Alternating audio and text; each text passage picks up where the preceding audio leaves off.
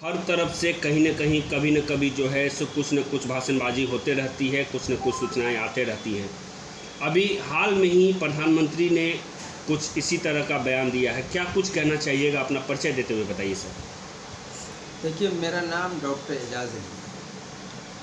हम पिछले 1994 से दलित मुस्लिम तहरीक चलाते चले आ रहे हैं, आज तक जो जारी है। अब मुल्क के कई लेवल पर इस चीज़ को, कई स्टेट्स में हम लोग इसको कर रहे हैं और आम लोग जानते भी हैं कि दलित मुस्लिम धारा 347 क्या है। ये मेरा परिचय है। जहाँ तक प्रधानमंत्री ने जो भोपाल के अपने कार्यक्रम में पसमानदा मुसलमान करके कहा है, उसका हम बहुत बहुत स्वागत करते हैं।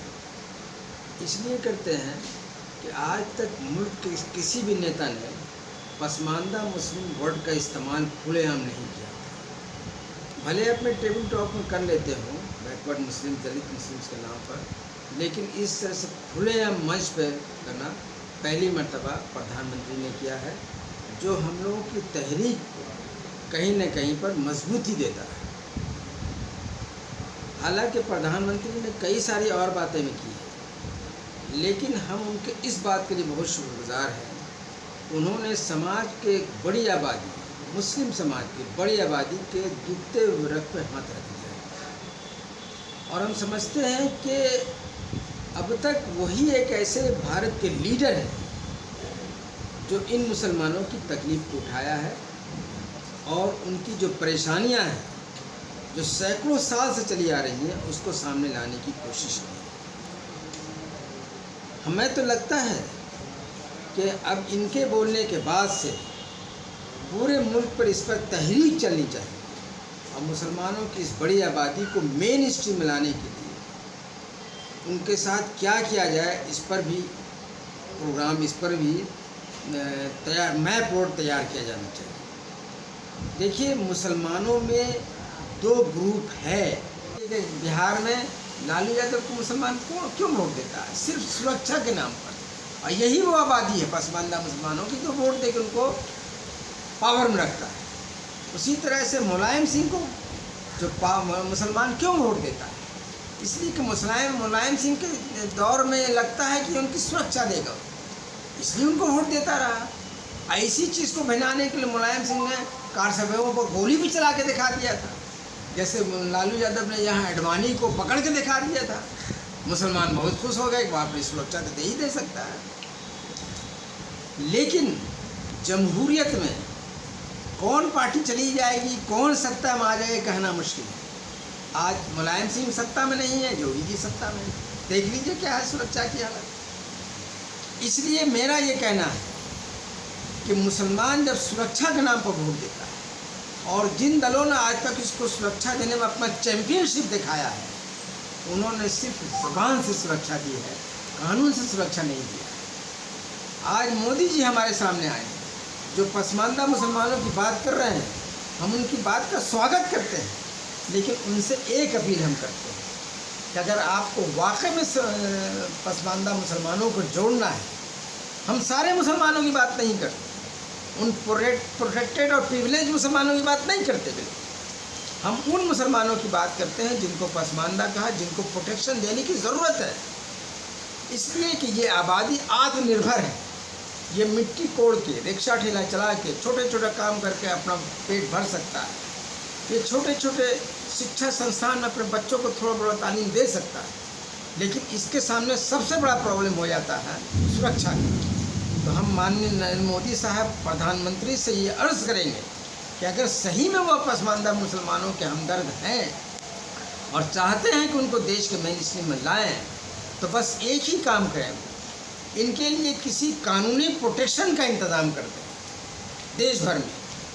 और हम अलग से कानून नहीं मांग रहे हैं, इनके लिए अलग से कानून नहीं बनाए, धर्म के आधार पर अलग से कानून बन भी नहीं सकता है। इसलिए हम ये चाहते हैं कि 1989 में राजीव गांधी ने दलितों, आदिवासियों को प्रोटेक्शन के लिए जो प्रिवेंशन ऑफ एट्रोसिटीज़ एक्ट 1989 बनाया था, उसी एक्ट में दलितों और आदिवासियों के साथ ये पसमानदा मुसलमानों को भी शामिल करते हैं। तो ये इसका एक प्रोटेक्टेड और दूसरा ग्रुप वो है जो अनप्रिविलेज्ड है और अनप्रोटेक्टेड है। इसी अनप्रिविलेज्ड और अनप्रोटेक्टेड आबादी को हमारे प्रधानमंत्री ने पसमानदा मुसलमान का टर्म दिया है। और ये आपको बता दें कि यही वो सेक्शन है, यही वो आबादी है जो वोट असल में देता है। न तो जो प्रोटेक्टेड और प्रिविलेज मुस्लिम आबादी है वो उतना वोट देने थोड़ा ही जाता है, वो बस इनके वोट का वो ब्लैकमेल करता है, उसको अपना भजा लेता है, यही समझिए। अब इस आबादी जो वोट देता है उसके अंदर की बात आपको हम बता देते हैं। आज तक इन 75 सालों में इसने जिस भी पार्टी को वोट दिया है वो सिर्फ एक मुद्दे पर दिया है, और वो मुद्दा इसका है सुरक्षा।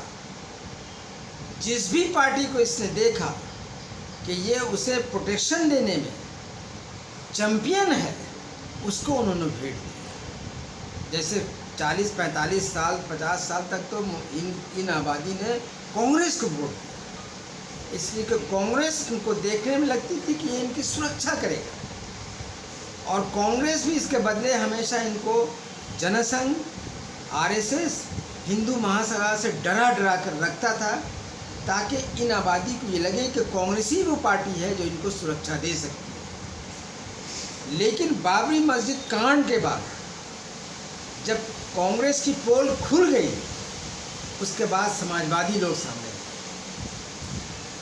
समाजवादी लोग में जैसे लालू यादव हुए, मुलायम सिंह यादव हुए, और भी लोग भर में पैदा हो गए, शरद यादव हुए, लोग जितने लोग समाजवादी आंदोलन के लोग आए पॉलिटिक्स में, इनको मुसलमानों ने समझा कि कांग्रेस से हमको धोखे में रखा था, असल सुरक्षा ये लोग हमको देंगे। इसलिए कि आने वाले 2024 के चुनाव में क्या रिजल्ट आए, क्या सपोर्ट मिले मुसलमानों की तरफ से, हम उनको यकीन दिलाते हैं तो वो बहुत बड़ा सपोर्ट इस समाज की तरफ से पाएंगे। तो बस इतना ही करना है हमें, इसमें ना उनका कोई खर्च है, न बजट है, न भारी अमेंडमेंट की ज़रूरत है। उनका तो चाहिए कि सिर्फ पावर में है, देश के राजा हैं, वो चाहें तो सिर्फ एक ऑर्डिनेंस ला दें कि प्रिवेंशन ऑफ एट्रॉसिटी एक्ट 1989 में दलितों और आदिवासियों के साथ ये पसमानदा मुसलमानों को भी शामिल कर दें, बस इसका ऑर्डिनेंस ला दें, यही हमारे लिए काफ़ी है। चलिए सर, आपने बहुत अच्छी बात कही है। आगामी चुनाव जो होने वाली है 2024 में, उस चुनाव में अलग अलग राजनीतिक दल जो है सो अपने अपने हथकंडे अलग अलग तरीक़ों से अपना रहे हैं, और आपने जैसा कहा है सर कि जो पसमानदा मुस्लिम समाजों के लिए जो अमेंडमेंट में जोड़ा जाए, नाम इन लोगों का भी, इस समुदाय को भी एक्ट के तहत जो है सो रखा जाए। हम आशा करते हैं कि आप जहां तक मैसेज पहुंचाना चाह रहे हैं ये मैसेज ज़रूर वहां तक जाएगा। हमारे चैनल के साथ बात करने के लिए बहुत बहुत धन्यवाद। शुक्रिया।